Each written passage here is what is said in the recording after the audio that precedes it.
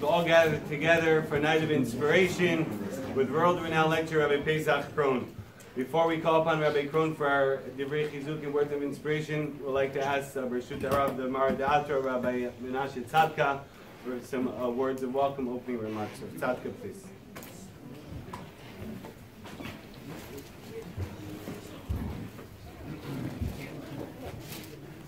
Good evening, Rav Tov. Welcome for everybody. We have the privilege to have Rav Paysach Krohn here. Baruch Hashem, he comes a lot of time to us community. Sometimes for brit, sometimes lectures. We say every time pay is the same way. Mila's but Gemach pay, yes. Mila, both 85. Mila and pay, yes.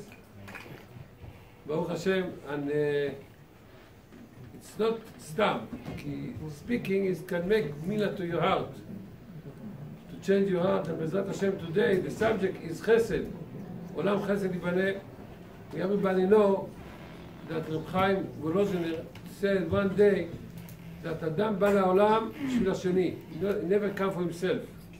This is the main thing of the life. Everybody needs to know that we come for to help others. You don't allow to think about yourself. Avraham Avinu and Sarah Imenu, they never have private life. Never. Imagine all the day the house is open, nobody can come. Everybody can come. And there is a lot of Gedolei Israel that live like that. Reb Chaim Brisk, his house was open for everybody. And one day somebody asked him, why you put a door in your house, anyone can go in? He said, I put the door because according to the Rambam, to put mezuzah you need a door. So because of that, put door that can make brocha on the mezuzah.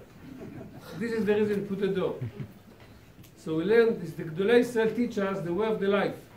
And today, Bezrat Hashem, Rav Paysach Krohn will speak with us to deliver this point of Chesed. And Bezrat Hashem, we hope the community will be spread with that, Bezrat Hashem, and Bruchim Habayim. Chavos. All right, let's give a round of applause for the Rav Tzadqa for all that he does in the community. We have with us another special guest with us, Rav A.B. Rosenthal. Sorry, Mechila. What's the famous figure? A.B. what? Lincoln. Rotten. A.B. Lincoln. Okay, a lot of A.B.s. But A.B. Lincoln was the president of TOV. Rav A.B. Rosenthal, please. Round of applause, no?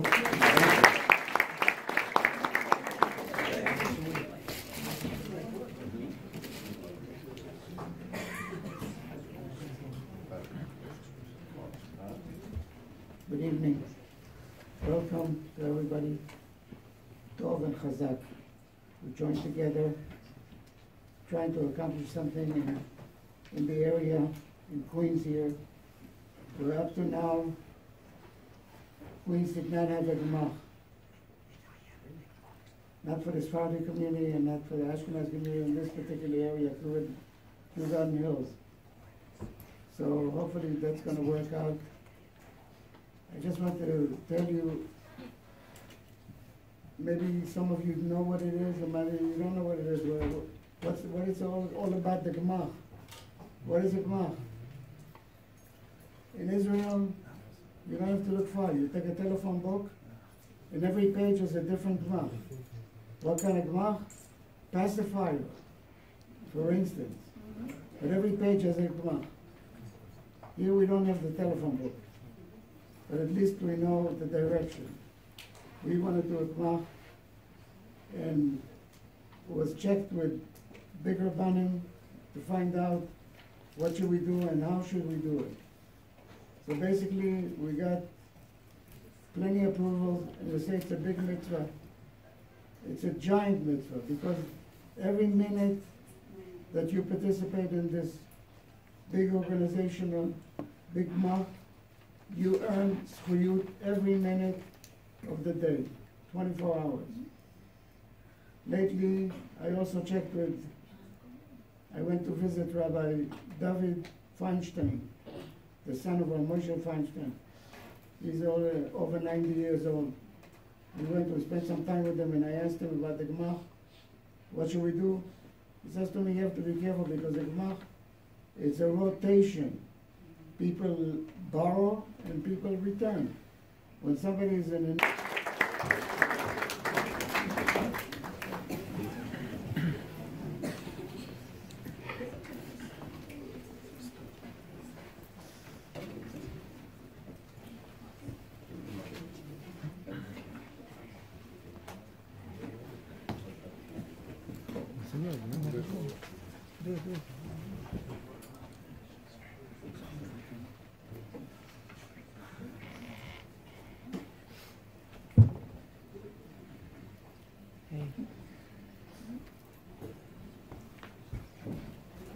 I'm deeply grateful to my dear friend Abe Rosenthal and his wife Tamar, who have been involved in Torah and Chesed for many, many, many years.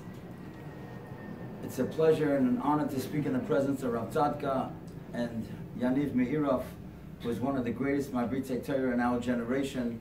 Chazak now doesn't only reach Queens, it reaches many, many places. And one of the most important jobs that they do, and they deserve our support, is taking children. There are thousands and thousands of Jewish children in public schools, and Yaniv and Ilan Meirov, two tzaddikim, have coordinated so many events to make sure that these children are no longer in public schools. So Chazak, to work together with Tov, is such a tremendous combination. And sitting up front here is a dear friend of mine. I haven't seen him in years, from England. His name is Moshe Chai, and he's here with his Kala, who's they're going to get married soon, Eliza Mazel Tov, and Mit Hashem. I want to thank also my new friend Pini Tavakoli, who is very, very informative and helpful to me to explain the purpose of our great, great historic evening. As Rav Tzadqa and Abe mentioned, tonight, this is a night of Chesed, this is a night of Tzedakah, this is a night of partnership together, and this is a night of understanding what the reason is that Hashem gives us money. So let us begin first with a very interesting pshat that the Chofetz Chaim once said on a bracha achrona that we make very often. We say the words, Boirei nefoshois rabbis. Hashem created many living beings, v'chesroinon, and their deficiencies. Chesroinon comes from the word chaser. So the Chofetz Chaim once asked the question, why didn't Hashem all make us perfect? There's a little girl sitting up here who's a great artist. I can't draw like she draws. She always makes me these beautiful pictures. A mazel tov on your bas mitzvah, by the way. But, so she's an artist, I'm not, right? There are some people that are mathematicians, I'm not. Okay, I'm a moil, I'm a speaker, a writer, so I can do certain things, a lot of things I can't do. Why didn't Hashem make us all perfect? He created many living beings, v'chesroinon, and their deficiencies. And the Chofetz Chaim gives a great teretz. And the teretz is right here in the bracha. Lahachyos bohem nefesh kol choy.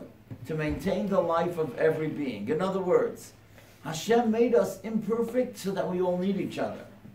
Imagine if everybody was a speaker, you wouldn't need me, right? If everybody was a moil, you wouldn't need me. But if, let's say, a Rebbe, right? Chas v'shalom, he has a child that's sick, he has to go to the doctor. And what if the doctor needs food? He has to go to the grocer. And what if the grocer needs clothes? He has to go to the tailor. And what if the tailor needs his child to be educated? He goes back to the Rebbe. So the Rebbe, the doctor, the grocer, the tailor, we're all intertwined. We're all connected. And that's the reason that we're all not perfect. So that we should need each other. And that's what happens with money as well. Chazal teach us that one of the reasons that there are poor people out there is because we are being tested. Hashem wants to see, there's a poor person in your community. Are you doing anything about it? Otherwise Hashem would have made everybody wealthy, but that's a test. As a matter of fact, tonight we have such an important role to play in what we're going to accomplish. And if we are successful, the whole world will know about it. And this is not an exaggeration.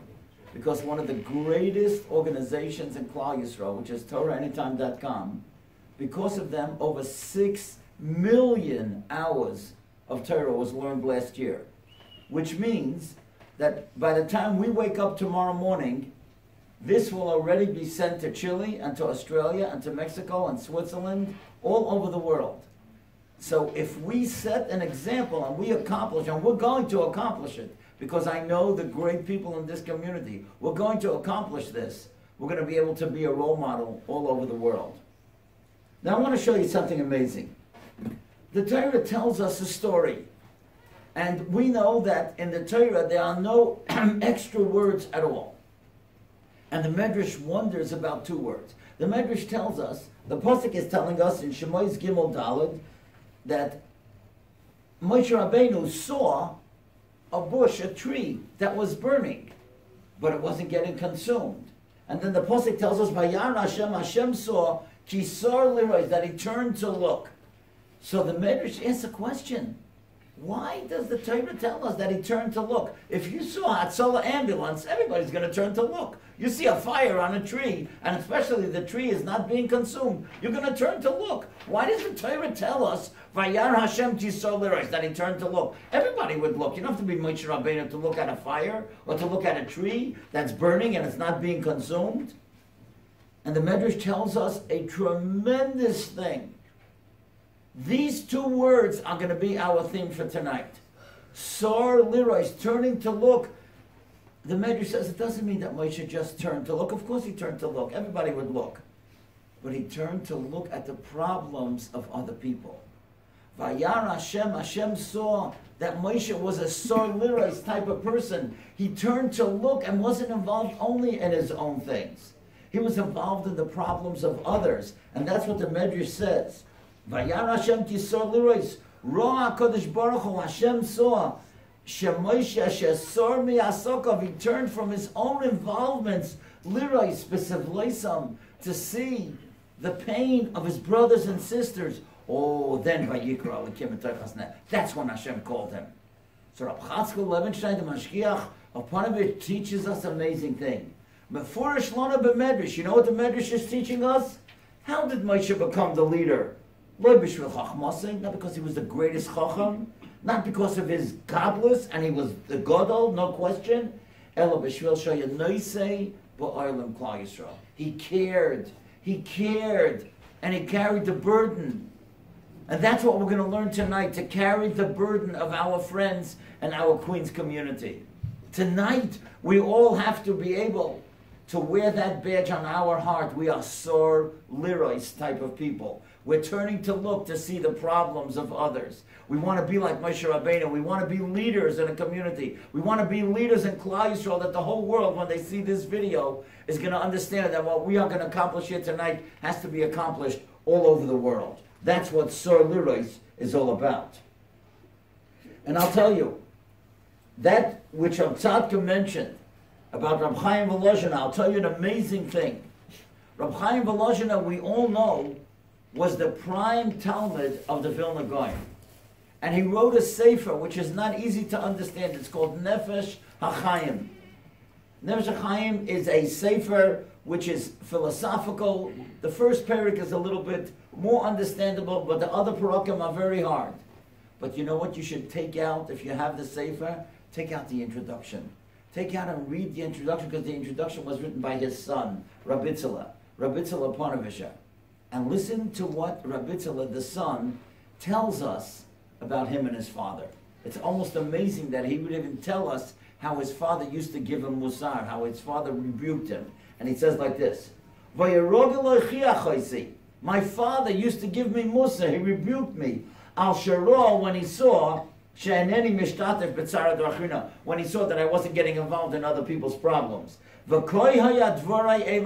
is what he always told me. This is what man is all about. Listen to these three words. Sor Lirois, we learned tonight. That's two words that we have to put on our heart. Here comes three more words. Loi la'atzmai nivra. That's what Rabbi Tzadqa was talking about. Loi la'atzmai nivra. You were not created for yourself. Hashem didn't create you that you should become rich and famous. Loi la'atzmai nivra. Every one of us here has certain talents. Every one of us has certain mindset that we can accomplish things. Hashem didn't give it to you that you should become just for your own benefit and become wealthy.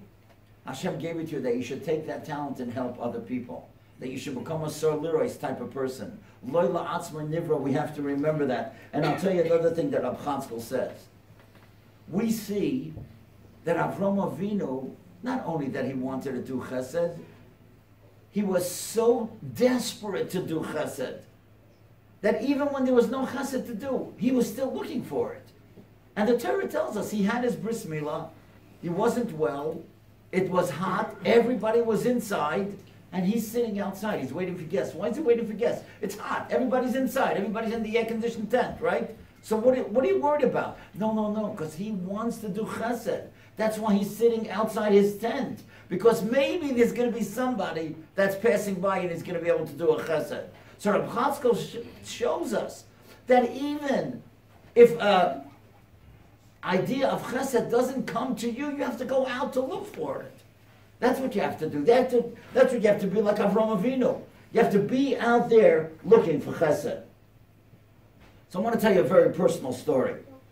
I see my dear friend Ushi Taub is here, and he knows me perhaps longer than anybody else here.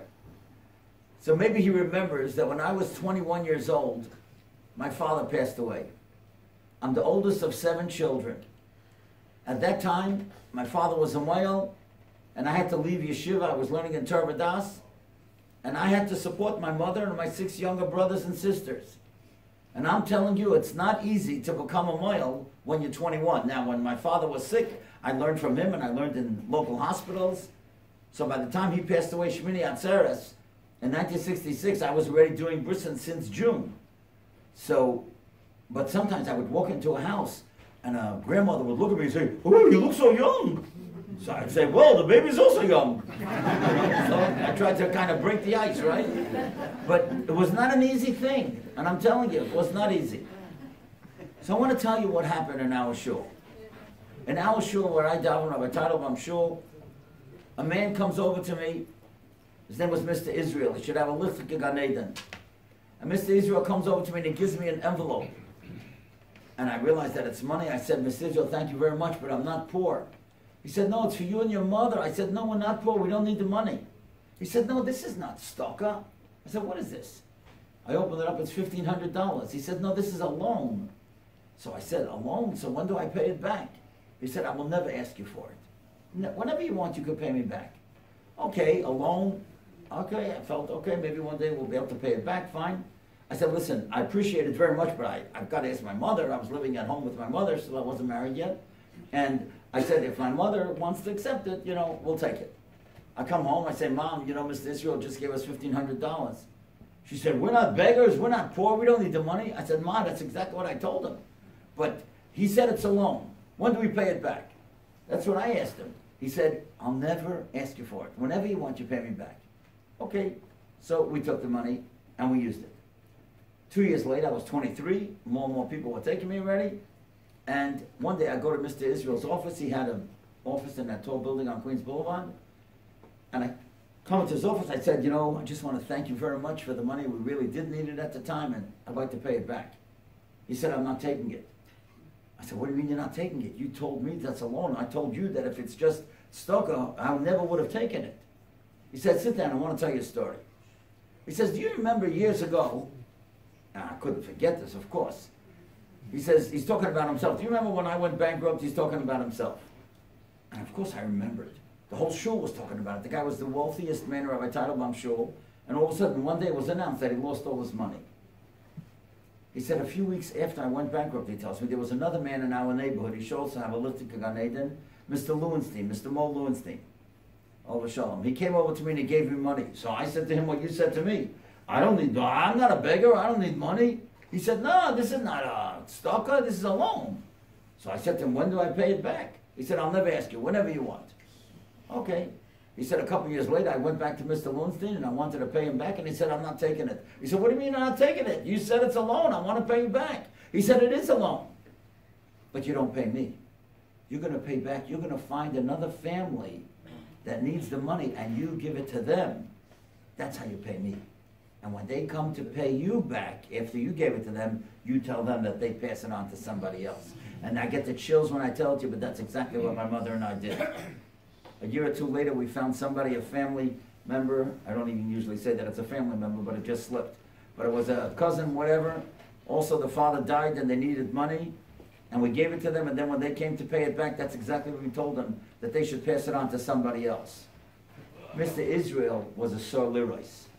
He didn't have to give me the money. I didn't ask him for the money, but he turned to look, and he saw that there was a Yosem, who was the oldest of 7 children, who had to support a mother and 6 younger brothers and sisters, and Loila Atzma Nivra. He was not living for himself. And so therefore, that's the theme for tonight. That each and every one of us should become, we look out to see who needs our help. And because of that, thank you so much. Because of that, we're going to start what's called a Gemach. Now, Gemach is spelled Gimel, Mem, Ches. Gemach. And what it stands for is Gemilas Chasodim. That means doing favors. Now, usually, a Gemach means, the way the conventional understanding of it is, that people have something that they can borrow or lend out, I should say, to other people. Lend it to other people. And as Abe mentioned, if you go in the newspaper, I remember one time I saw a newsletter from Harnof. There were 4 pages of Gemachs. It's unbelievable. One guy had a Gemach for pacifiers. I mean, I don't understand how one baby could use another baby's pacifier, but I think when they returned it, they returned a fresh one. I mean, why would my baby want to suck somebody else's baby's pacifier? But okay, fine. And then another Gemach they had for CDs, and another one had for tables and chairs. I couldn't get over that. There was a Gemach for a mechitza. I mean, who's got a mechitza in his house? But whatever, this guy had a mechitza. I guess he must have made a party one time. So he put, he's got a mechitza Gemach. But this was my favorite by far. Now, I don't know if the Sfardim are going to appreciate this, but I don't know. You see, Friday night, when we have a Shalom Zochah, the Ashkenazim, we eat arbus. That's called chickpeas. So this guy had an arbus Gemach. Now, you know what that meant? It's unbelievable. Friday, because let's say your wife has a baby Friday afternoon. Where are you going to get arbus, right? You know, the stores are closed already, right? So he had an arbus Gemach. Fine. Now listen to this. This is... You're not going to believe this. I'm looking through the list. Then I see there's a guy who's got a mousetrap Gemach. In case you got an extra mouse in the house, he'll give. And I realized the guy with the arbus Gemach, he's the guy who's got the mousetrap Gemach. You know why? Because he's got so much arbus in his house. Probably the mice are eating it all up. So maybe you don't want to get your arbus from him next Friday night. Whatever. But I'm telling you, that's true. I could not believe it. The same apartment. The guy's got the arbus Gemach and he's got the mousetrap Gemach. But of course, what the Gemach really is, and really that's how it started, is it's a Gemach of money. And the way it works is this way. That all of us tonight, Be'ezus Hashem, should make a commitment that we are going to give money to a Gemach, and as Abe said, the books will always be open.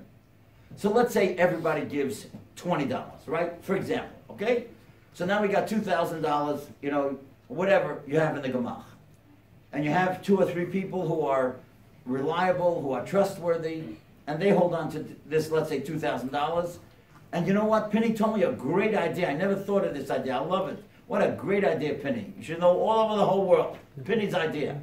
That from now on, when you have an aliyah, you don't only give 101, right? The Sfardim always give 101, right? But let's say you give $20 for the shul, and $10 for the Gemach. So like this, the Gemach builds up a Keren. And what happens? There are many people that are sitting right next to you that you don't realize.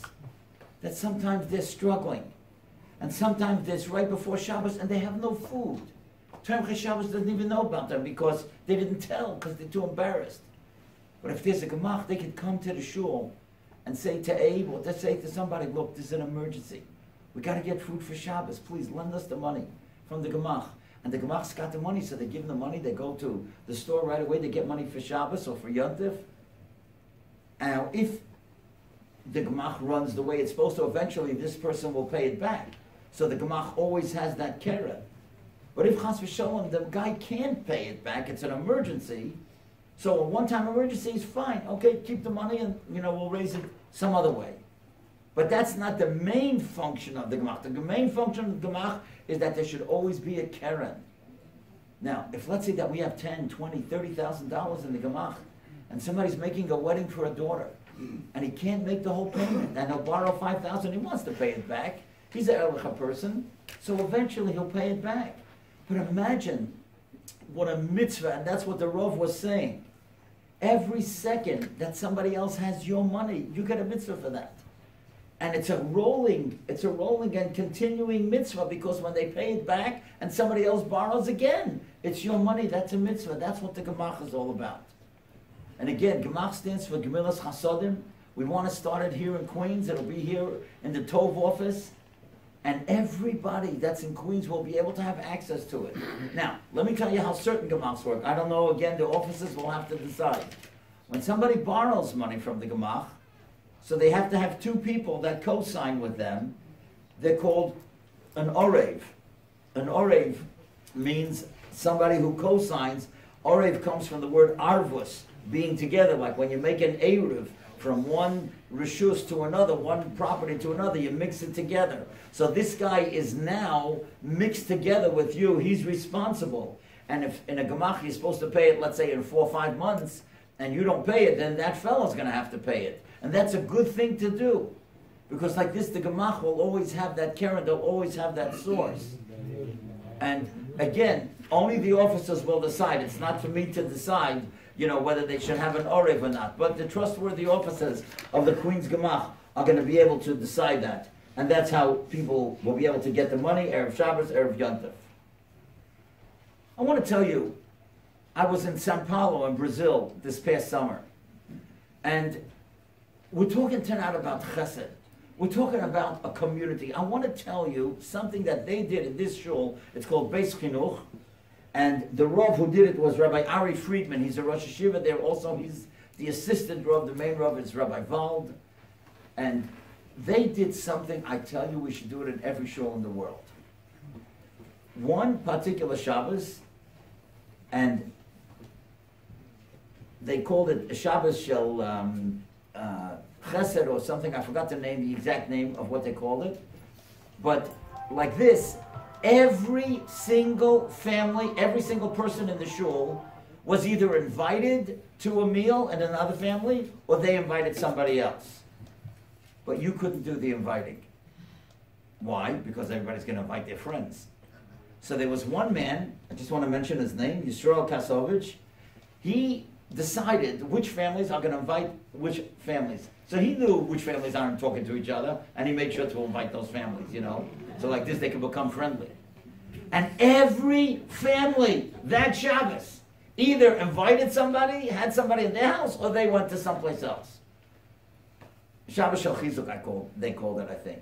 And Sunday afternoon, when I came, so to that shul, that everybody got together, and there was a whole talk about Ahavas Yisrael and Chesed and things like that. But what a beautiful thing. What a beautiful thing to get to know the people in your community. And you know something?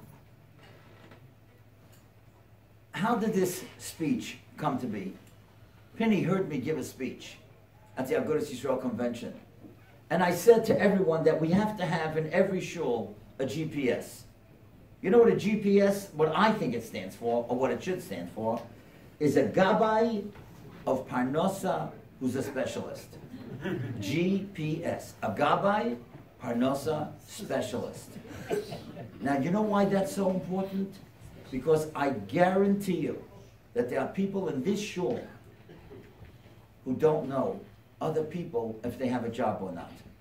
You just come, you say good Shabbos, but you don't know. And there are people that are suffering. They can't put food on the table, and they're looking for a job. Now, what happens if every shul has a Gabbai Parnosa specialist, a GPS, and this guy's in charge of Parnosa? He has to go around asking every person, tell me, do you have a job? Do you need a job? I'm going to help you get a job. I'm going to make sure that I can network and try to find you a job. What a beautiful thing. And every shul should have it for shidduchim. We can have it as well. Somebody's in charge of finding out, making a list, every family, who's got a single boy, who's got a single girl, which families need shidduchim. That's what Solidarity is all about. That's what a community is all about. It's not just coming in the same place and davening and leaving and just saying good Shabbos. That's what Rabbi Tzadqa Volozhiner was saying, that his father said. How could you not get involved in the problems of others? We don't even know the other people in our shul. I want to tell you something. I'm so embarrassed to tell you this, but I'm going to tell it to you anyway, even though I don't come out looking good at all in this. In my shul, where I daven, Rav Tzadqa, I'm not going to say the name of the person. This guy was an older man. He was in our shul 50 years for sure. So I remember, many years ago, must be about 20 years ago, so he was in the shul already 30 years. I went over to him to say good Shabbos. Now, I don't know what possessed me. I don't know what possessed me to ask him, what is your profession? What do you do? Well, this guy's face turned white, and he got so angry at me. He said, I am in this shul 30 years, and you don't know what I do? And he never told me. I still think I mean, he died already.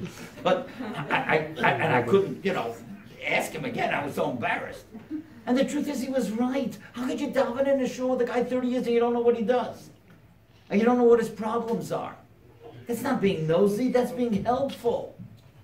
Of course, if you're just curious, just to find that information, that's not the purpose. But that's what a community is all about. Did you ever notice that in the word community, there's the word unity? And I'll tell you something that my father, Olav Shalom, always used to say. I don't know where he got it from, the Reader's Digest, Olav Shalom, I don't know where he got it. But listen to this, you'll never forget this. You could all use it in your business offices and in your home. Listen to this. The word united and the word untied are spelled with the same letters. Write it, you'll see. The only difference is where you put the I. If you put the I in the right place, then a shul is united. A community is united. A business is united. Klal Yisrael is united. But if you put the selfish I in the wrong place, then a shul is untied. A family is untied. Klal Yisrael is untied. You have to put the I in the right place and be involved in the problems of others. And that's why you should give to the Gemach, even though that you have money and you'll never need it. You know why? Because you don't know your next door neighbor, or the guy who you're sitting next to in shul, or the woman you're sitting next to in shul, might be using it. And you're going to help that person. And that's the importance of a Gemach. Now, we've come tonight to talk about Chesed. I want to tell you a story about somebody that all of you know, or certainly heard of him, that's for sure. And I cannot get over this story because of the goodness of this person, as you will see in a moment. A few weeks ago, I got a call from a young couple that was expecting a baby. I thought they were calling to tell me, that they're having a boy in a few weeks and they're going to use me as a moil. But that was the last thing that was on their minds. The husband and the wife were terrified. They were very frightened. And the husband who was doing the talking, they live in New Jersey. I said, why are you so frightened? And he said, Rabbi, I want to tell you what happened last year. He said, my wife was also in her 9th month. And the whole pregnancy was perfect. And then we were waiting that our first child should be born. And we went to the hospital, and it was a stillborn. That means the baby was not born alive. He said, we were so devastated. We were so frightened. We were so shocked. Even the doctors couldn't believe it. How could that happen? The pregnancy was perfect. We were just going into the hospital to have the baby. And we go in on a Friday night, and it was terrible. He said, Rabbi, we're so afraid about this coming 3 weeks. We don't want it should happen again. And he says, Rabbi Krohn, could you please give us a schooler, give us some encouragement, give us some advice. What should we do? And I'm sure I'm not the only one they called. I'm sure they called 10 people. So I said to them, I'll tell you what I think you should do. Both of you take out a Tillim. I want to show you something. And I told them that they should take out the Tillim, Kuf Chav Zayin and Kuf Chav Ches. Kuf Chav Zayin is 127 and Kuf Chav Ches is 128. I said, let's read some of the psukim together. And I said like this. In Kuf Chav Zayin, Pasuk Dalet, it tells us, Kechitzim b'yad gibor, like arrows in the hand of a strong person, Kain b'nei hanaurim. That's what children are. In other words, you have a child here, you raise a child in this community, But just like an arrow, you shoot it far away. If you raise good kids, they could go far away and accomplish great things. The next pasuk, or the previous pasuk says, Hine nachlas Hashem bonim. The heritage of Hashem is Jewish children. The next parak, rather, Kuf Chav Ches 128 says this expression, Eshtecha, your wife, kegefen poirios, like a fruitful vine. Bonecha keshetzile zeisim, your children will be like olive shoots. I said, you see this 127 and 128, they talk about children, they talk about family. What I would suggest to you is every day both of you should say this kapitel. And don't go to sleep before you say it, every day from now on. And with Hashem, things will be okay. And not only then, I said, you should give tzedakah to an institution that does something for children. I could give you a suggestion, but I'm sure you could find your own. Find an institution that does something for children, say these two parakim, and with Hashem, everything will be okay. Fine. We hung up, he thanked me very much. And 3 weeks later, he calls me up. And he calls me up and he says, Rabbi Krohn, do you remember we spoke? And he says, Baruch Hashem. Now, the second he said Baruch Hashem, I knew that there was good news, right? He says, Baruch Hashem, we had a little girl. And I said to him, you couldn't have had a boy? No, I didn't say that. I didn't say that. Right. Okay? But, of course, I wished him Mazel Tov, and I asked the baby's name and everything. He says, Rabbi, I just want to tell you part of the story that I didn't tell you before. I said, what's that? He said, remember I told you that it was Friday night that when it happened? He said, well, the next morning, Shabbos morning, we were in a hospital in Long Branch. And near the hospital is a shul. And he said, sometimes I daven there. And I said to my wife, I want to go daven in the shul. So I come to the shul. I came right just about by Lading. And Yaakov Chweki, the famous singer, was getting an aliyah because he had just had a girl a few weeks ago. And they were making a kiddush that Shabbos for him. He said, Rabbi, you can't imagine my pain. Here, I just came from the hospital. Such a terrible tragedy. The baby wasn't born alive. And now I walk into the shul, and everybody's so happy for this wonderful guy. And they're going to make a kiddush that he had a little girl. He said, it took all my strength. But after the kiddush, I went over to him, or during the kiddush, I went over to him, I said to him, Yaakov Mazel Tov. And he knew who I was because I daven in that shul sometimes. And then after everybody left, I said to him, Yaakov, can I ask you a little question, a favor? And he said, yeah, what can I do for you? Listen to what he said. He said, my wife, when I told her that I was coming here, she asked if we could come to your house tonight and you could sing for us the song, Mama Rachel Cry. Could you imagine? They both wanted to cry, and they knew that nobody sings it like he does. And he said, of course I'll sing it for you. Imagine this guy probably gets thousands of dollars for a concert, but this couple, they feel pain and they wanted to cry it out. I mean, obviously I'm not going to sing the song for you, but you know the words. Mama Rachel, cry for us again. Won't you shed a tear for your dear children? If you raise your sweet voice now as then, the day will come. He said, we all sat and cried that night. And then he sang for us Rachem. He didn't have to do that. Rachem is also a slow, compassionate, painful song. He said he gave us CDs, and he gave us chizuk, and he just made us feel so special. I was so crazy about this story, I could not believe it. I said, I must tell this story. Now I do, if anybody contacts me, of course I'll be happy to give it to you. I do a recording 3 times a week. If you give me your email, you'll get it. There's no charge, of course, on the importance of doing chesed. I said, I've got to put this on my chesed recording. I've got to tell the whole world about this story. But I can't do it without calling him. So I have his cell phone number. I call him up, and I said, Yaakov, you're such a tzaddik for doing such a beautiful thing.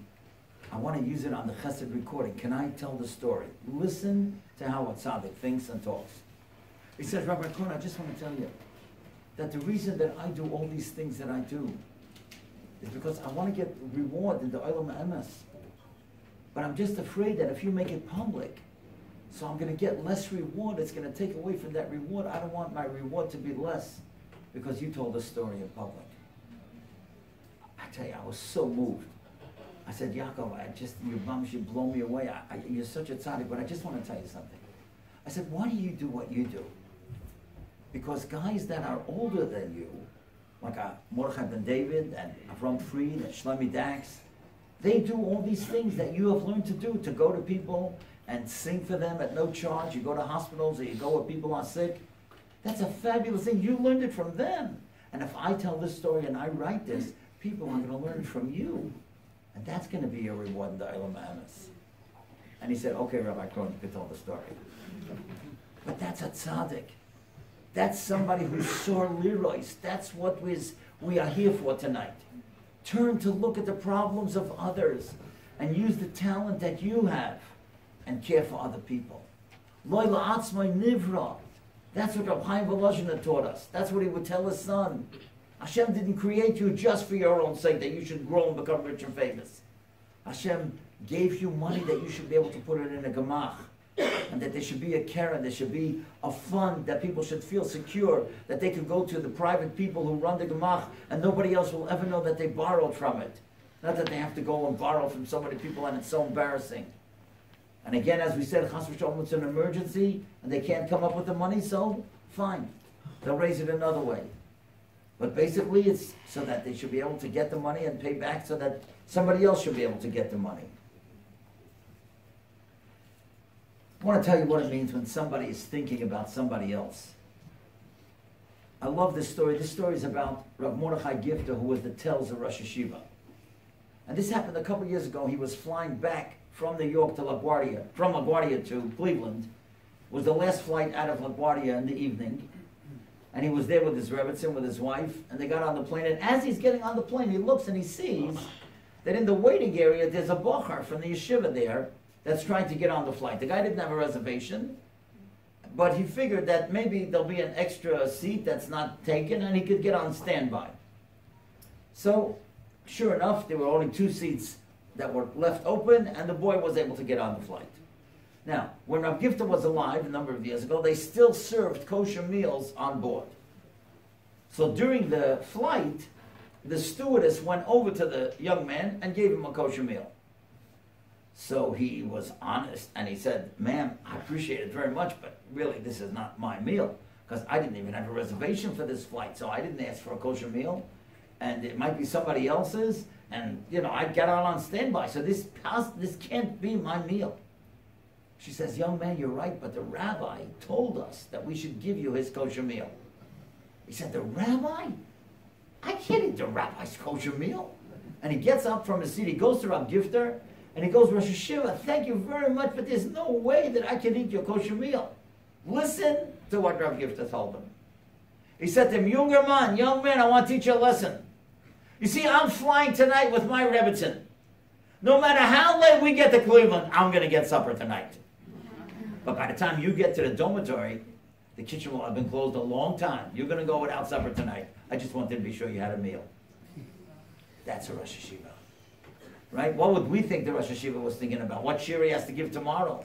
Which wealthy person he has to see, to make sure that he gets, the bills paid in the yeshiva. That's not what he's thinking about. There's some kid who's going to go without supper. I want to be sure that this kid has supper. That's what it's all about. Tell you a story. It's just unbelievable. In Washington Heights, there's a lady, a wonderful lady. Her name is Mrs. Rita Slamowitz. Her grandson, Eli Slamowitz, is the one who takes me on all these tours that we go to Europe and all these different places. So she told me recently that there was a man in Washington Heights who passed away. The man was 90 years old. He and his wife never had any children.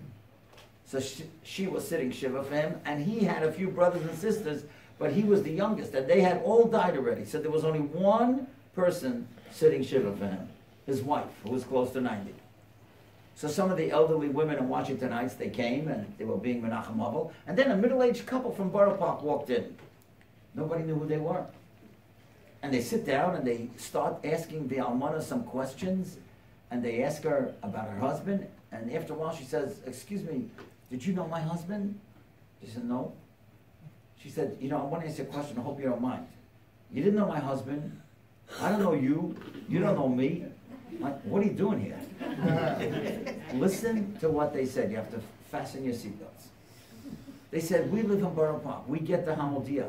The day the Hamodia comes out, we turn to the Misaskim page. That's the page that lists all those people that are sitting Shiva. When we see that there's a family or that there's a person that's sitting Shiva alone, we go visit him. Could you imagine? Mikamcha Yisrael. That's unbelievable. That's Sor Leroy's. That's Leila Atzmai Nivra. These people, they don't even know this person, whether it's Washington Heights or the Five Towns or wherever it is. But they know that somebody's sitting Shiva alone. That's got to be tough. So they're going to go and they're going to help that person. And they're going to go be Menachem Avel. That's a greatness of our people. Mika Amcha Yisrael. That's why we're starting the Gemach. Because we care.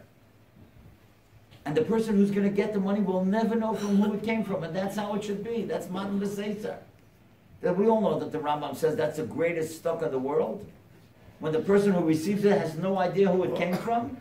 Imagine somebody comes to the shul, comes to Abe, or comes to one of the other offices and said, I need money for Yontif. And he doesn't have to feel embarrassed. Because these offices are totally secret. They'll never say anything to anyone. And the person doesn't have to feel embarrassed. That's really what it's all about. Tell you a great story. What does it mean when people care for each other? Yeah, a couple of weeks ago, I was in an out-of-town community in Waterbury, Connecticut. So there was a father that was making a bar mitzvah for his son. So he says, Rav Paysach, I want to tell you a story about my son that I didn't tell anybody. I'm waiting for the bar mitzvah to tell the family and friends this story about my son. He said, here in Waterbury, all the kids, they go to school by bus. And there's 10 stops on the bus route. So my son gets on the 3rd stop, and there's 7 other boys, always 8 kids that get on at that stop. He said a few weeks ago, there was only 7 boys at the bus stop. And my son gets on the bus, the father's saying, and then as he's walking to the back of the bus, you know, there's a big window. He sees that the 8th kid is a block and a half away, and he's running towards the bus. So he yells up front, guys, tell the bus driver that he should wait because, you know, that fellow's coming. The bus driver either was in a bad mood or just was plain nasty. And he said the kid should have been here on time. And he drives away. Well, when that kid, a block and a half, sees the bus is driving away, he started running faster and he tripped and he fell. So the father says, at the next bus stop, my son got off and he started walking back to that kid because he didn't want that kid should have to walk to school by himself, embarrassed and hurt, you know, that he fell. He said, I'm so proud that he did that. And he says, you know what happened? When the other kids on the bus saw that that's what my son was doing, they all ran up to the bus driver and they said, listen, you got to stop the bus, either wait for them or make a right turn, a right turn, a right turn, come around and pick them up.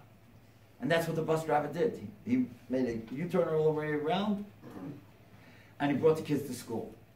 And the father said, I'm so proud of my son. And when I heard that story, I was so proud of that little boy because that little boy is my grandson. And that's what my son Avram was saying about his son Eliezer. And that's beautiful. You know why it happens? Because when you have a father who cares, the son is going to care. And what I want to take to all of you tonight, anybody who gives money to the Gemach, make sure your kids know about it. Because there's no embarrassment. You're not borrowing from the Gemach, you're giving. And make sure you give. You know why? Because when you give and you tell your children when they get older, that's exactly what they're going to do. Because their daddy did that. And their mommy did that. And that's what was such a great thing of chinuch. Many times when I go to be Menachem Avel and the mourners are sitting and people are coming telling them stories about their parents and they say, wow, we never knew that. And I think it's awful. Because if a parent does a good thing, you don't have to broadcast it to the whole world, but tell your kids. Because that's an opportunity for chinuch. How are they going to learn to know what to do? What, they're going to wait until a person is on 120 years and then they're going to find out that they're older already. So don't forget, tell your children that you're going to give to the Gemach. Be proud of it. We're going to get a great name for the Gemach. But make sure that that becomes part of what this community is all about. So we're talking about money, and everybody likes to have money, and everybody wants to be sure that we can be givers and not receivers. So I want to tell you something so interesting. Again, something that we could be makabel on all of us tonight. This is written in the Sefer HaChinuch. The Chinuch was one of the Rishonim. And he writes like this, Mitzvah TOV Lamed, number 430, and he says like this, in the midst of Birchas HaMazon, Kach mekubal ani meraboisai. This is what I got for Kabbalah. I got from my Rebbes. I received this message from my Rebbes. Yishmerem Kel. I love how he writes this. Yeah, Hashem should watch them. It's so beautiful. I love every time when I daven by Yisrael Shul when they say Elokei Avraham and then the Sfarim Yad Zechronam Levracha. You know, we gotta do the Ushi. We gotta institute that in our Ashkenazi shuls. It's such a beautiful thing. Elokei Yitzchak Zechronam Levracha. So beautiful. Okay. Kach makubal ani meraboisai yishmerem kel. Shekol hazoyer bebirchas hamazon. Anybody who's careful with birchas hamazon. Mezaynoisav mitzuyin loy bekavod kol yomav. All his days, he's going to have mezaynos. He's going to have food. He's going to have money with honor. Many of us are struggling. I'll tell you how not to struggle. Let's make a Kabbalah from now on tonight. Bli neder. Now, for the women, it's difficult because they never wash. They're always on diets.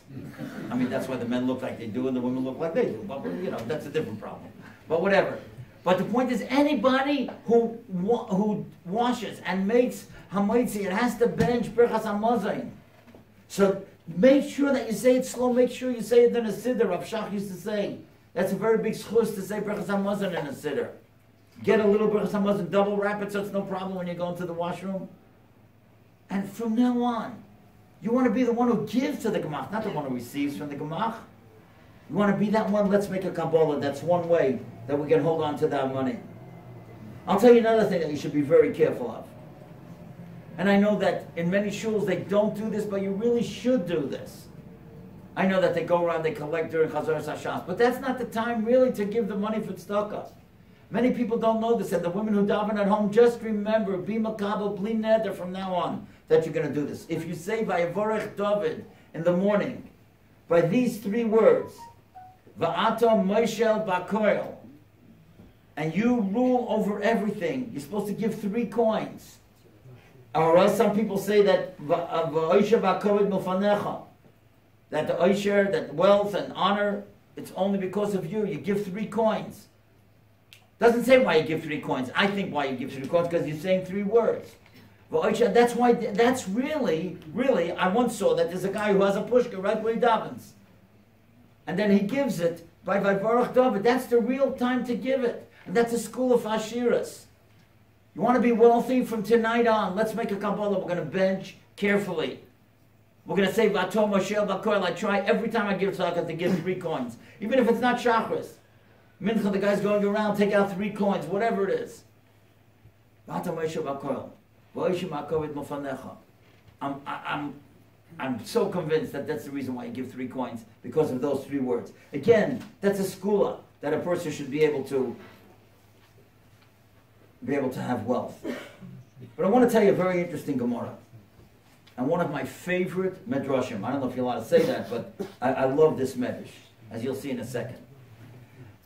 The Gemara tells us in Shabbos Kufn and Aleph Amud Beis that Rav Chia said to his wife, you know, when a poor person comes to the house, make sure you give him bread so that our kids won't be poor.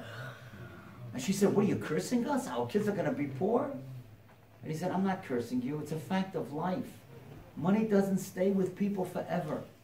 And he brings a pasuk. Ki beglal hadover hazeh yivarechecha Hashem. Because of this, Hashem will bless you. And listen to this medrash. I love this medrash. It's in Bamidbar Chav Beis Ois Ches. Bamidbar, the 22nd parak in Medrash Rabbah, Bamidbar Ois Ches. Loma Nikra Nechasim. Why are properties in Hebrew called Nechasim? You know why? Shenichsim mizeh v'niglen mizeh. They vanish from one person and they go to another. In other words, somebody owns a house, or somebody owns an apartment building, or a complex, a shopping mall, or whatever. He thinks he's going to own it forever. Doesn't happen. Nechasim, it's nichsim, it vanishes. A guy has it for a few years and then it goes over to somebody else.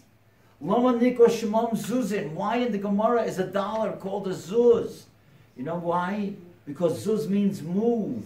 Shezozim izev and noisim lazeh runs, it moves from one person, it goes to the other, nobody holds on to it forever. Mamain. Why is money called mamain? Can't you just love this medrash? Mamain, muata moina, what are you counting? What do you think it's going to be by you forever? What are you counting?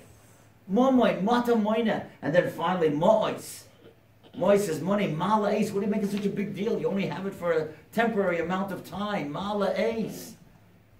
So of course, if you want to be sure, so you want to hold on to the money, but hey, look at this. Nechosim, zuzim, momoy, mois. What are you going to do? Derech HaShulchan tells us. Derech HaShulchan simen reish mem zayin hilchas tzedakah and Yerdei Asifei. V'kibalti, I have a Kabbalah. Ka'al yedei sha'odam ma'asev tzedakah mi'acherim. If you collect from other people, don't be embarrassed to ask people for money. Ha'yedei zeh matzil es the rois of malach al absachim. You're going to make sure that your kids are not going to be poor. And you're not going to be poor. You know how you hold on to your money?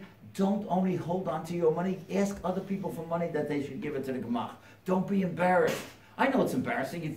Many times I have to raise money for a cause. It's so humiliating.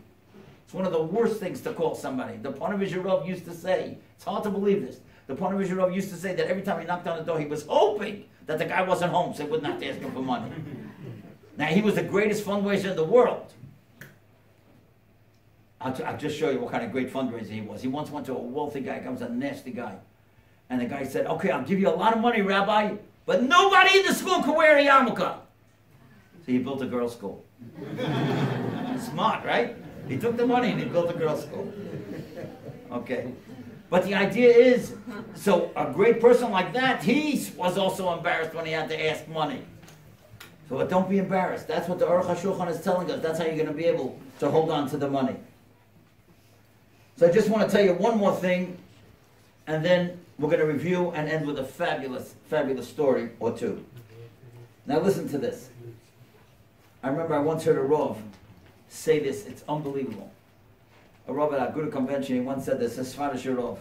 Gittin Dav Zayin Amarav. The Gemara says, Imroya Adam, if a person sees that money is tight, what should he do? Yasa man tzedakah. She gives tzedakah. What do you mean give tzedakah? Money's tight. How are you going to give tzedakah? You got no money, right? Money's tight. So he told a great story. This guy was from Syria. He said he was once in a post office, and there was a farmer came from, I don't know, outside Damascus someplace, and he came into the post office with a big package, and he plopped it down on the teller's table there. And the teller said to him, hey, this is too heavy, you can't send this. He said, what am I supposed to do? He said, you got to put on more stamps. He said, I put on more stamps, it'll be heavier. He doesn't realize the stamps are what's going to carry it. He said, that's the pshat in the Gemara. If a person sees that money is tight, that's what's going to carry it. Of course, you give tzedakah, then you're going to get back your money. And that's what the Torah tells us. I wish I had a blackboard here, or my dear friend here could come up and draw it. The word v'nosnu, maybe you'll draw that word for me, right? V'nosnu. Does anybody know when you can read a word frontwards and backwards what it's called? A palindrome, right? Mr. Goldberg, you know for sure, palindrome. That's why radar, mom, pop, David, Yishai, all those words, race car, all those words, right? They're all palindromes. V'nosnu, why v'nosnu? And they shall give, zok the Heilige Balaturim. If you read it backwards, it's also v'nosnu. To tell you, Masha Adam Leisim, let's tzedakah, that what you give for tzedakah, Yahzerei love, it's going to come back to you. V'lo yes, Allah b'shvil zaklom. You're not missing anything because of it. Don't worry. Tonight, bli neder. If you want to start giving money to Abe, how do we make out the check, Abe? Tov Gemach? No problem. What? Yes. Okay, Tov Gemach. Everybody should give. Whatever, give something. And don't worry, you're not going to lose from it. Just the opposite, you're going to get back the nosnu. So let's review everything that we said, and then we're going to end with a great story. Let's remember to say Mazel Tov to the Chesed Kal. That's the first. And Mazel Tov to the Bas Mitzvah. Okay? Let's remember and why are we created with deficiencies? So we should all need each other. We should all depend on each other. The Rebbe needs the tailor needs the grocer needs the doctor, and the doctor needs the Rebbe, all back again. Let's remember Moshe Rabbeinu, the Midrash tells us, Sor Leroy, he turned to look, not because he was just curious, because that was his personality.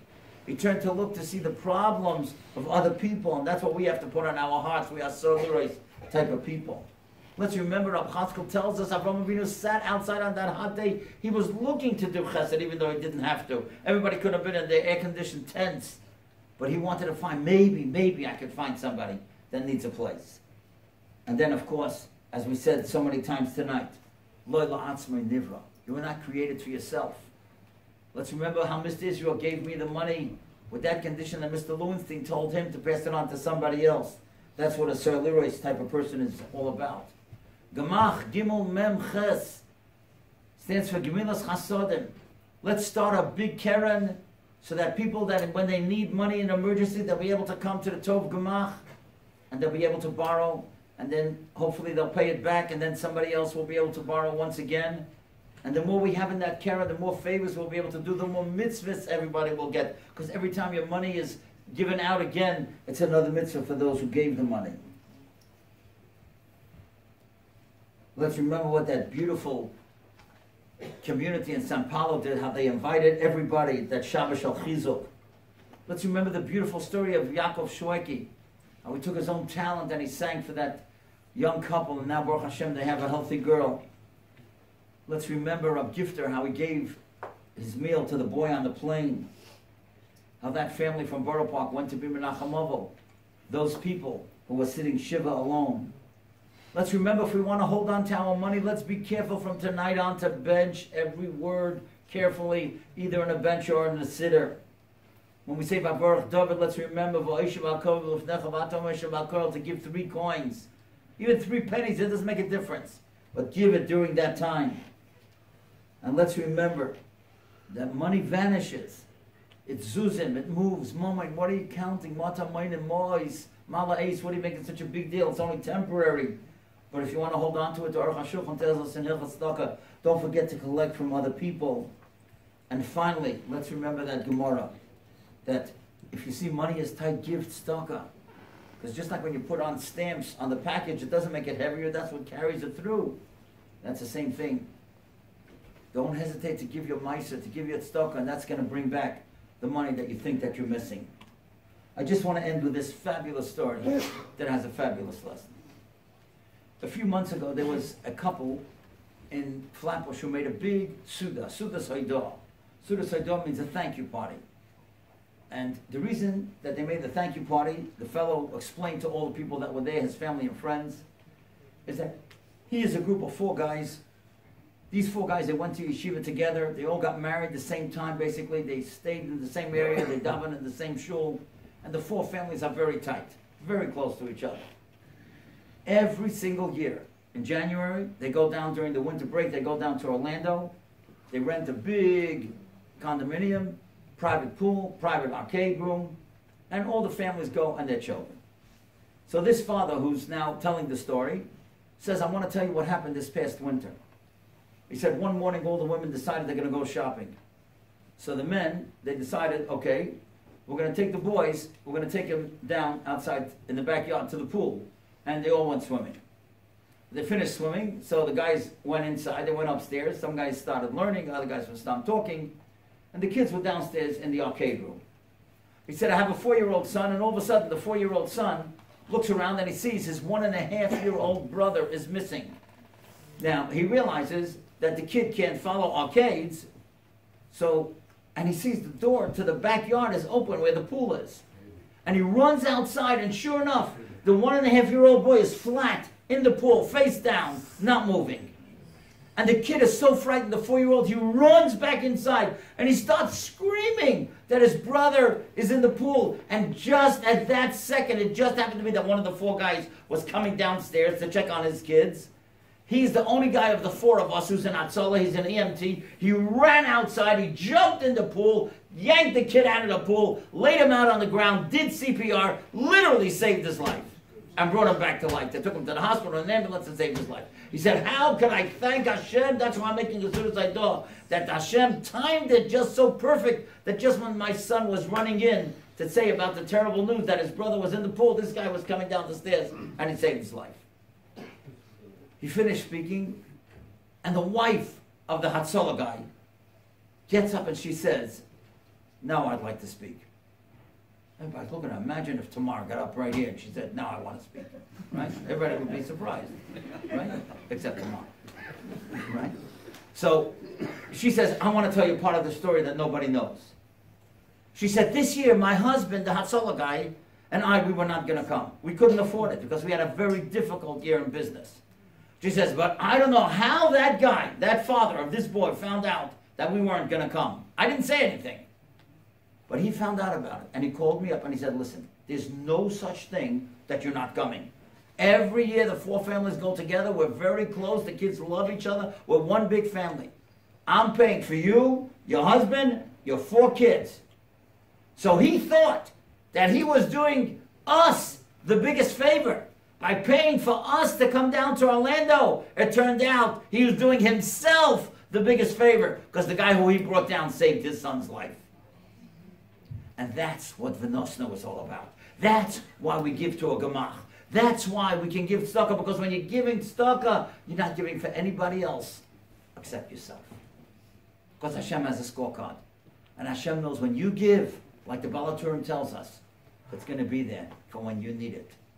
So tonight here at Kew Garden Hills, in Rav Tzadka's holy community of Tov, together with TorahAnytime.com and together with Chazak, we're going to start this great Gemach. Everybody tonight, leave a check or give some cash. Give something. Be part of the mitzvah. Even if you give $1, it doesn't make any difference. Let's start this Gemach tonight. Hashem will see that we care about others. Hashem will care about us and bring Mashiach in our time. Thank you for inviting me, and thank you for listening.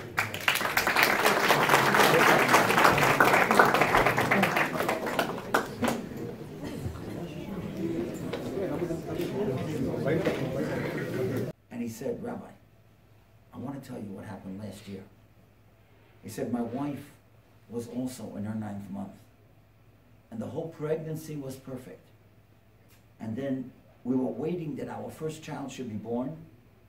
And we went to the hospital, and it was a stillborn. That means the baby was not born alive." He said, "We were so devastated. We were so frightened. We were so shocked. Even the doctors couldn't believe it. How could that happen? The pregnancy was perfect. We were just going into the hospital to have the baby. And we go in on a Friday night, and it was terrible." He said, "Rabbi, I was so afraid about this coming 3 weeks. We don't want it should happen again." He says, "Rabbi Krohn, could you please give us a skula? Give us some encouragement. Give us some advice. What should we do?" And I'm sure I'm not the only one they called. I'm sure they called 10 people. So I said to them, "I'll tell you what I think you should do. Both of you take out a Tillim. I want to show you something." And I told them that they should take out the Tillim, Kuf Chav Zayin and Kuf Chav Ches. Kuf Chav Zayin is 127, and Kuf Chav Ches is 128. I said, let's read some of the psukim together. And I said like this. In Kuf Chav Zayin, Pasuk Dalet, it tells us, Kechitzim b'yad gibor, like arrows in the hand of a strong person, Kain b'nei hanaurim. That's what children are. In other words, you have a child here, you raise a child in this community, but just like an arrow, you shoot it far away. If you raise good kids, they could go far away and accomplish great things. The next pasuk, or the previous pasuk says, Hinei nachlas Hashem bonim. The heritage of Hashem is Jewish children. The next parak, rather, Kuf Chav Ches 128 says this expression: Eshtecha, your wife, kegefen poirios, like a fruitful vine. Bonecha keshetzilei zeisim, your children will be like olive shoots. I said, you see this 127 and 128, they talk about children, they talk about family. What I would suggest to you is every day both of you should say this kapitel. And don't go to sleep before you say it, every day from now on. And Mitzvah Hashem, things will be okay. And not only that, I said, you should give tzedakah to an institution that does something for children. I could give you a suggestion, but I'm sure you could find your own. Find an institution that does something for children, say these 2 parakim, and Mitzvah Hashem, everything will be okay. Fine. We hung up, he thanked me very much. And 3 weeks later, he calls me up. And he calls me up and he says, Rabbi Krohn, do you remember we spoke? And he says, Baruch Hashem. Now, the second he said Baruch Hashem, I knew that there was good news, right? He says, Baruch Hashem, we had a little girl. And I said to him, you couldn't have had a boy? No, I didn't say that. I didn't say that. Right. Okay? But, of course, I wished him Mazel Tov, and I asked the baby's name and everything. He says, Rabbi, I just want to tell you part of the story that I didn't tell you before. I said, what's that? He said, remember I told you that it was Friday night that when it happened? He said, well, the next morning, Shabbos morning, we were in a hospital in Long Branch. And near the shul, near the hospital is a shul. And he said, sometimes I daven there. And I said to my wife, I want to go daven in the shul. So I come to the shul. I came right just about by Laning. And Yaakov Chouaki, the famous singer, was getting an aliyah because he had just had a girl a few weeks ago. And they were making a kiddush that Shabbos for him.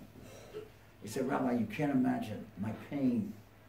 Here, I just came from the hospital. Such a terrible tragedy. The baby wasn't born alive. And now I walk into the shul, and everybody's so happy for this wonderful guy. And they're going to make a kiddush that he had a little girl. He said, it took all my strength. But after the kiddush, I went over to him, or during the kiddush, I went over to him. I said to him, Yaakov, Mazel Tov. And he knew who I was because I daven in that shul sometimes. And then after everybody left, I said to him, Yaakov, can I ask you a little question, a favor? And he said, yeah, what can I do for you? Listen to what he said. He said, my wife, when I told her that I was coming here, she asked if we could come to your house tonight and you could sing for us the song, Mama Rachel Cry. Could you imagine? They both wanted to cry, and they knew that nobody sings it like he does. And he said, of course I'll sing it for you.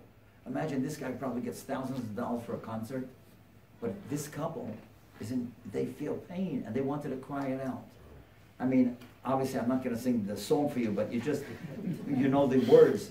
Mama Rachel, cry for us again. Won't you shed a tear for your dear children? If you raise your sweet voice now as then, the day will come. He said, we all sat and cried that night. And then he sang for us Rachem. He didn't have to do that. Rachem is also a slow, compassionate, painful song. He said he gave us CDs, and he gave us chizuk, and he just made us feel so special. I was so crazy about this story, I could not believe it. I said, you know, I must tell this story. Now I do, if anybody contacts me, of course I'll be happy to give it to you. I do a recording 3 times a week. If you give me your email, you'll get it. There's no charge, of course, on the importance of doing chesed. I said, I've got to put this on my chesed recording. I've got to tell the whole world about this story. But I can't do it without calling him. So I have his cell phone number. I call him up, and I said, Yaakov, you're such a tzaddik for doing such a beautiful thing. I want to use it on the chesed recording. Can I tell the story? Listen to how a tzaddik thinks and talks.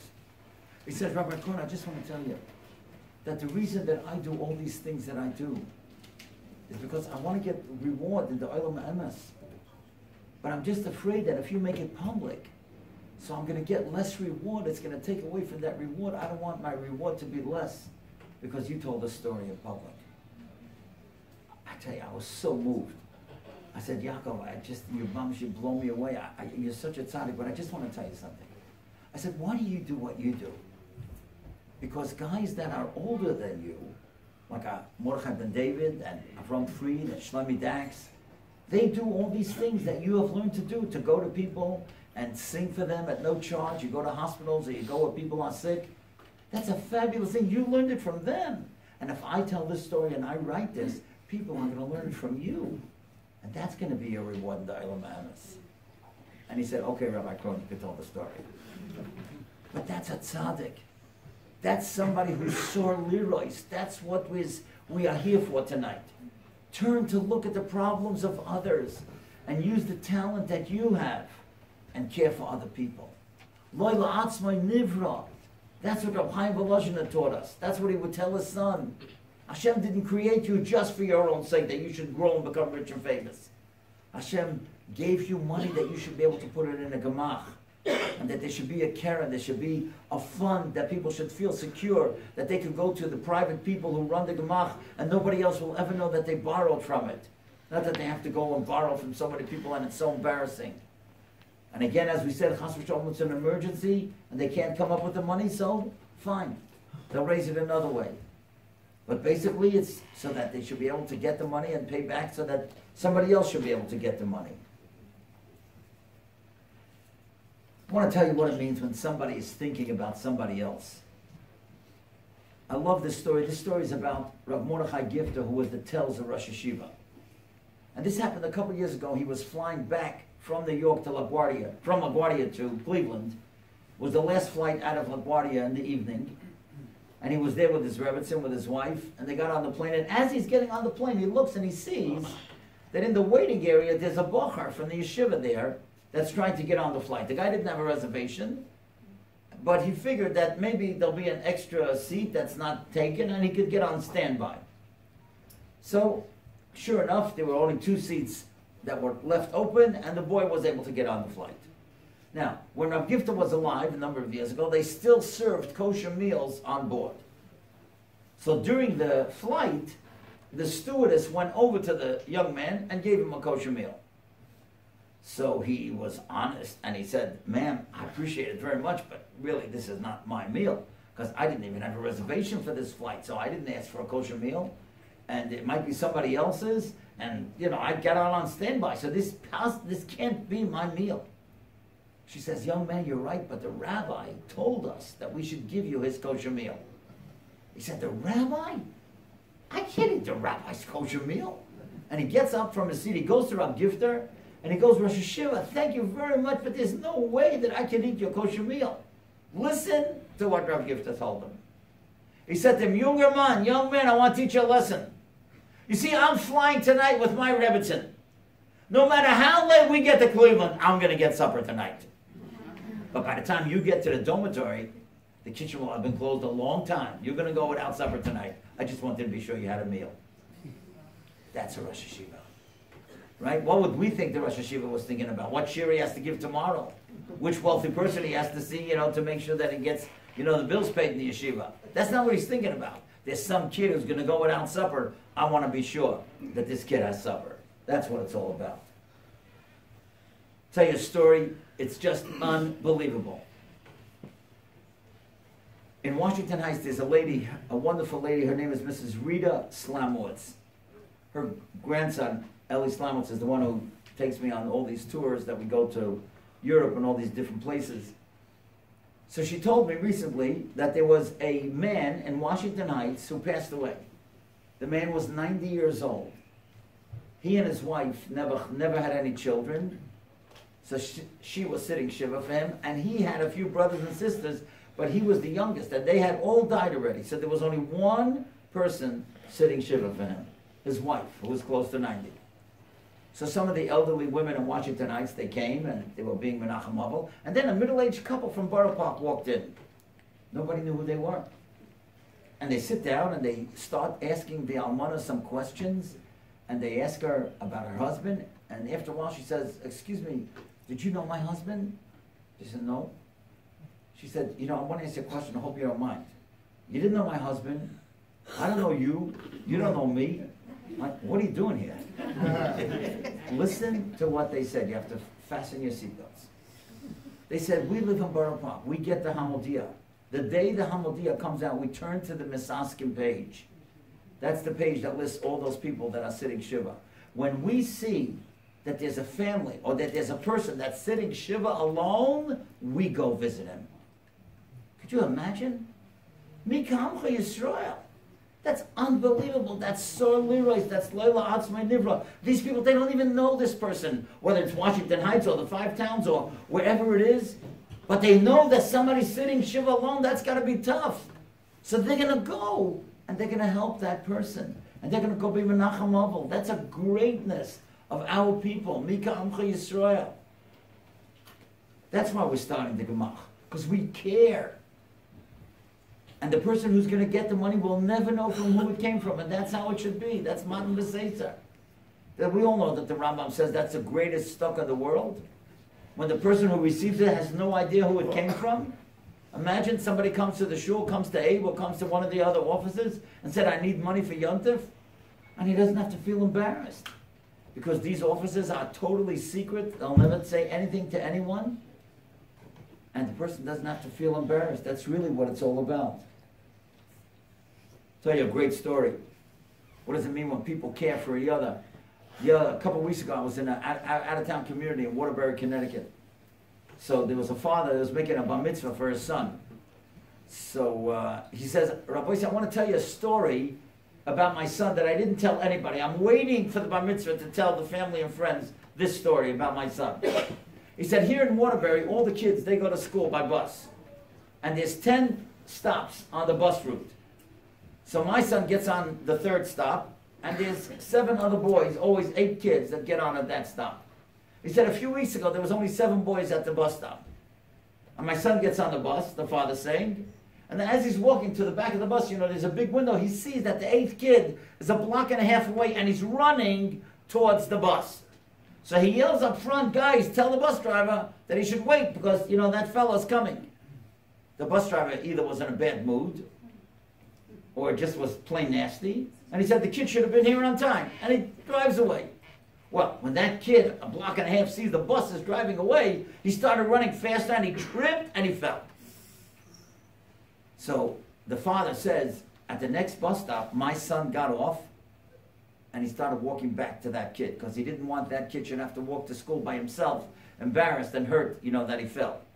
He said, I'm so proud that he did that. And he says, you know what happened? When the other kids on the bus saw that that's what my son was doing, they all ran up to the bus driver and they said, listen, you got to stop the bus, either wait for them or make a right turn, a right turn, a right turn, come around and pick them up.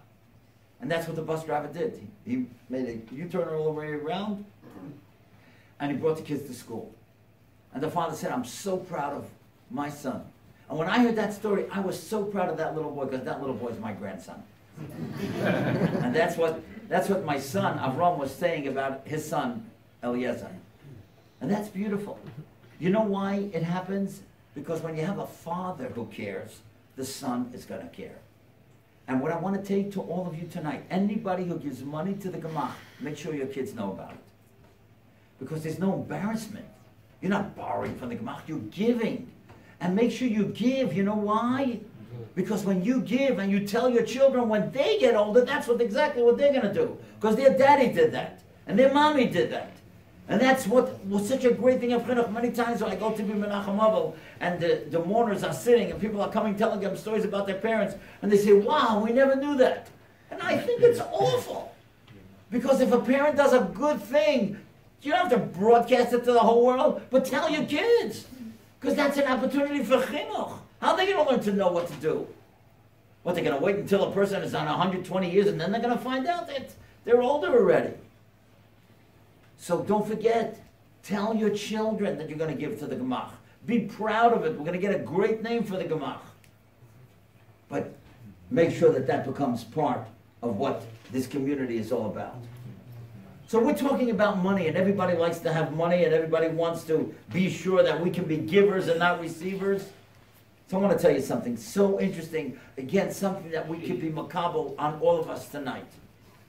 This is written in the Sefer HaChinuch. The Chinuch was one of the Rishonim.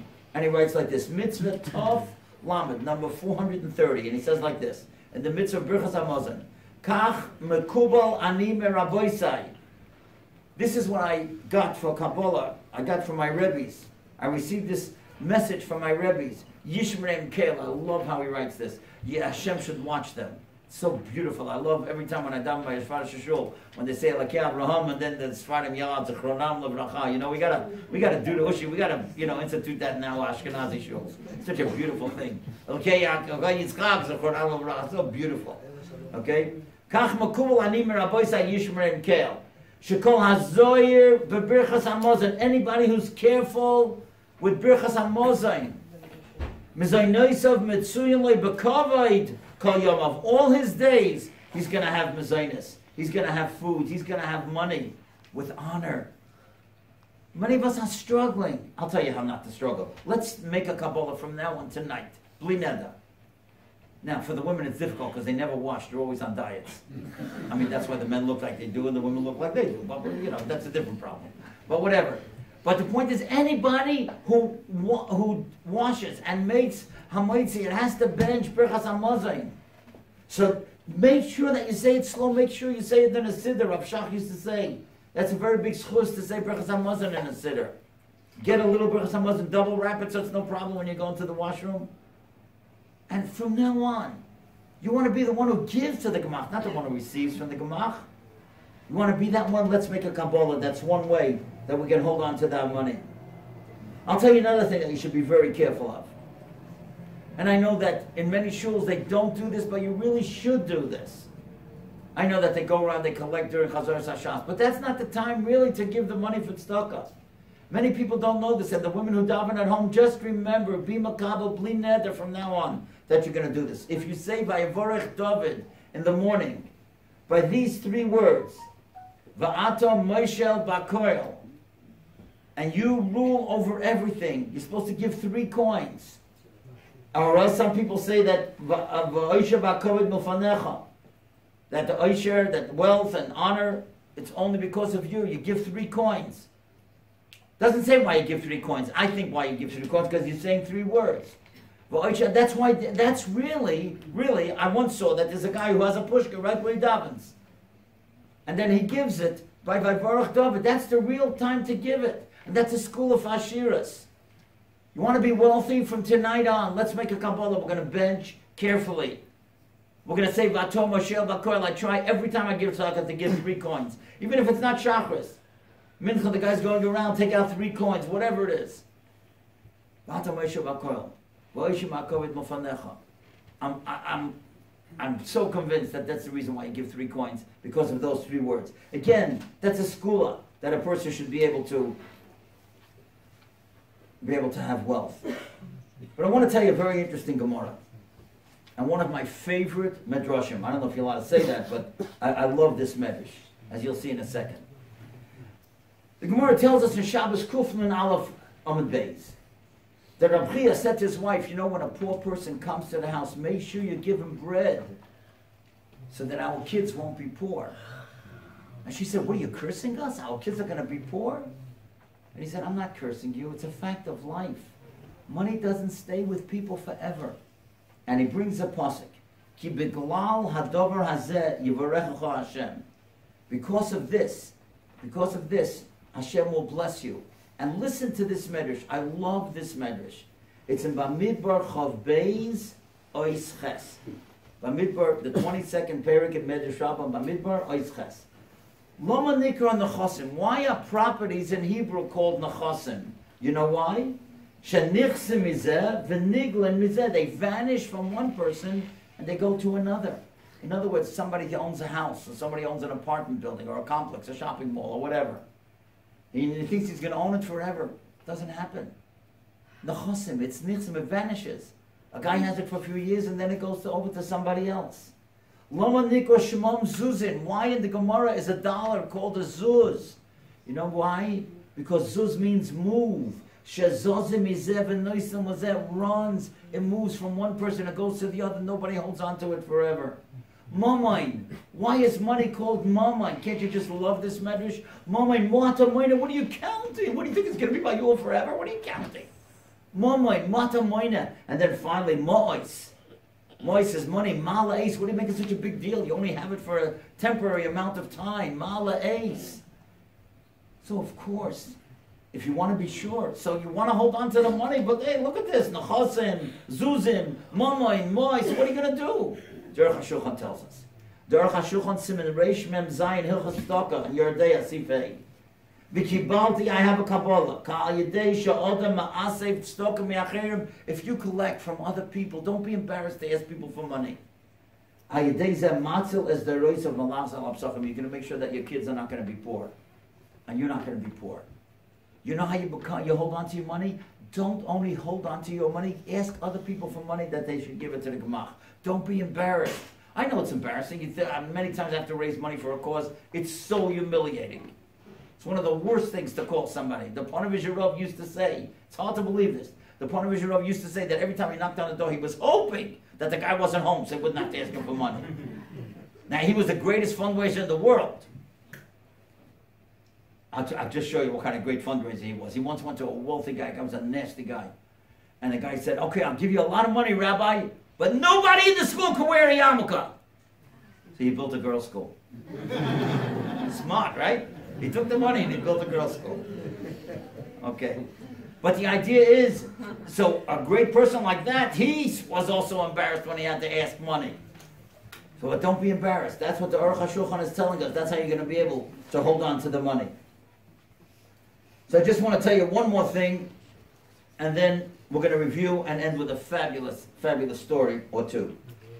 Now listen to this. I remember I once heard a Rav say this. It's unbelievable. A Rav at a Guru convention, he once said this, a Svarish Rav. Gittin Daf Zayin Amarav. The Gemara says, Imroya Adam, if a person sees that money is tight, what should he do? Yasa man tzedakah. She gives tzedakah. What do you mean give tzedakah? Money's tight. How are you going to give tzedakah? You got no money, right? Money's tight. So he told a great story. This guy was from Syria. He said he was once in a post office, and there was a farmer came from, I don't know, outside Damascus someplace, and he came to the post office with a big package, and he plopped it down on the teller's table there. And the teller said to him, hey, this is too heavy, you can't send this. He said, what am I supposed to do? He said, you got to put on more stamps. He said, I put on more stamps, it'll be heavier. He doesn't realize the stamps are what's going to carry it. He said, that's the pshat in the Gemara. If a person sees that money is tight, that's what's going to carry it. Of course, you give tzedakah, then you're going to get back your money. And that's what the Torah tells us. I wish I had a blackboard here, or my dear friend here could come up and draw it. The word v'nosnu, maybe you'll draw that word for me, right? V'nosnu. Does anybody know when you can read a word frontwards and backwards what it's called? A palindrome, right? Mr. Goldberg, you know for sure, palindrome. That's why radar, mom, pop, David, Yishai, all those words, race car, all those words, right? They're all palindromes. V'nosnu, why v'nosnu? And they shall give, zok the Heilige Balaturim. If you read it backwards, it's also v'nosnu. To tell you, Masha Adam Leisim Tzedakah, that what you give for tzedakah, Yahzerei love, it's going to come back to you. V'lo yes, Allah b'shvil zaklom. You're not missing anything because of it. Don't worry. Tonight, bli neder. If you want to start giving money to Abe, how do we make out the check, Abe? Tov Gemach? No problem. What? Yes. Okay, Tov Gemach. Everybody should give, whatever, give something. And don't worry, you're not going to lose from it. Just the opposite, you're going to get back v'nosnu. So let's review everything that we said, and then we're going to end with a great story. Let's remember to say Mazel Tov to the Chesed Tal. That's the first thing. And Mazel Tov to the Bas Mitzvah. Okay? Let's remember, and why are we created with deficiencies? So we should all need each other. We should all depend on each other. The Rebbe needs the tailor needs the grocer needs the doctor, and the doctor needs the Rebbe, all back again. Let's remember Moshe Rabbeinu, the Midrash tells us, Sor Leroy, he turned to look, not because he was just curious, because that was his personality. He turned to look to see the problems of other people, and that's what we have to put on our hearts. We are Sor Leroy type of people. Let's remember, Rav Tzadqa tells us, Avraham Avinu sat outside on that hot day. He was looking to do chesed, even though he didn't have to. Everybody could have been in their air-conditioned tents. But he wanted to find, maybe I could find somebody that needs a place. And then, of course, as we said so many times tonight, Lo la'atzmai nivra. You were not created for yourself. Let's remember how Mr. Israel gave me the money with that condition that Mr. Lewenstein told him to pass it on to somebody else. That's what a Sir Leroy's type of person is all about. Gemach, Gimel, Mem, Ches stands for Gemilas Chasodim. Let's start a big Keren so that people that when they need money in emergency, they'll be able to come to the Tov Gemach and they'll be able to borrow, and then hopefully they'll pay it back, and then somebody else will be able to borrow once again. And the more we have in that Keren, the more favors we'll be able to do, the more mitzvahs everybody will get. Because every time your money is given out again, it's another mitzvah for those who gave the money.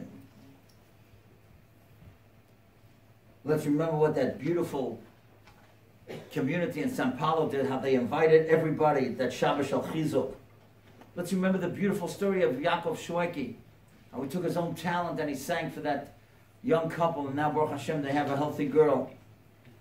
Let's remember Rav Gifter, how he gave his meal to the boy on the plane, how that family from Borough Park went to be Menachem Avol, those people who were sitting Shiva alone. Let's remember, if we want to hold on to our money, let's be careful from tonight on to bench every word carefully, either in a bench or in a sitter. When we say Baruch David, let's remember to give 3 coins. Even 3 pennies, it doesn't make a difference. But give it during that time. And let's remember that money vanishes. It's zuzim, it moves. Moment, what are you counting? What are you making such a big deal? It's only temporary. But if you want to hold on to it, the Aruch HaShulchan tells us in Hilchos Tzedakah, don't forget to collect from other people. And finally, let's remember that Gemara, that if you see money is tight, give tzedakah. Because just like when you put on stamps on the package, it doesn't make it heavier, that's what carries it through. That's the same thing. Don't hesitate to give your meiser, to give your tzedakah, and that's going to bring back the money that you think that you're missing.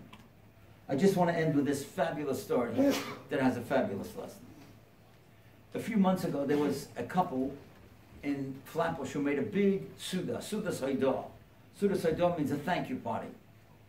And the reason that they made the thank you party, the fellow explained to all the people that were there, his family and friends, is that he is a group of 4 guys. These 4 guys, they went to yeshiva together. They all got married at the same time, basically. They stayed in the same area. They davened in the same shul. And the 4 families are very tight, very close to each other. Every single year, in January, they go down during the winter break. They go down to Orlando. They rent a big condominium, private pool, private arcade room, and all the families go and their children. So this father, who's now telling the story, says, I want to tell you what happened this past winter. He said, one morning all the women decided they're going to go shopping. So the men, they decided, okay, we're going to take the boys, we're going to take them down outside in the backyard to the pool. And they all went swimming. They finished swimming, so the guys went inside, they went upstairs. Some guys started learning, other guys would stop talking. And the kids were downstairs in the arcade room. He said, I have a 4-year-old son, and all of a sudden the 4-year-old son looks around and he sees his 1.5-year-old brother is missing. Now, he realizes that the kid can't follow arcades, and he sees the door to the backyard is open where the pool is. And he runs outside, and sure enough, the 1.5-year-old boy is flat in the pool, face down, not moving. And the kid is so frightened, the 4-year-old, he runs back inside and he starts screaming that his brother is in the pool. And just at that second, it just happened to be that one of the 4 guys was coming downstairs to check on his kids. He's the only guy of the 4 of us who's an Atzola, he's an EMT. He ran outside, he jumped in the pool, yanked the kid out of the pool, laid him out on the ground, did CPR, literally saved his life. And brought him back to life. They took him to the hospital in an ambulance and saved his life. He said, how can I thank Hashem? That's why I'm making the Suda Saidah. That Hashem timed it just so perfect that just when my son was running in to say about the terrible news that his brother was in the pool, this guy was coming down the stairs and he saved his life. He finished speaking, and the wife of the Hatzola guy gets up and she says, now I'd like to speak. Everybody's looking at her. Imagine if Tamar got up right here and she said, now I want to speak. Right? Everybody would be surprised. Right? Except Tamar. Right? So she says, I want to tell you part of the story that nobody knows. She said, this year my husband, the Hatzola guy, and we were not going to come. We couldn't afford it because we had a very difficult year in business. She says, but I don't know how that guy, that father of this boy, found out that we weren't going to come. I didn't say anything. But he found out about it, and he called me up and he said, listen, there's no such thing that you're not coming. Every year the 4 families go together. We're very close. The kids love each other. We're one big family. I'm paying for you, your husband, your 4 kids. So he thought that he was doing us the biggest favor by paying for us to come down to Orlando. It turned out he was doing himself the biggest favor because the guy who he brought down saved his son's life. And that's what Vinosna was all about. That's why we give to a Gemach. That's why we can give tzedakah, because when you're giving tzedakah, you're not giving for anybody else except yourself. Because Hashem has a scorecard. And Hashem knows when you give, like the Baal HaTurim tells us, it's going to be there for when you need it. So tonight here in Kew Garden Hills, in Rav Tzadka's holy community of Tov, together with TorahAnytime.com and together with Chazak, we're going to start this great Gemach. Everybody tonight, leave a check or give some cash. Give something Be part of the mitzvah. Even if you give $1, it doesn't make any difference. Let's start this Gemach tonight.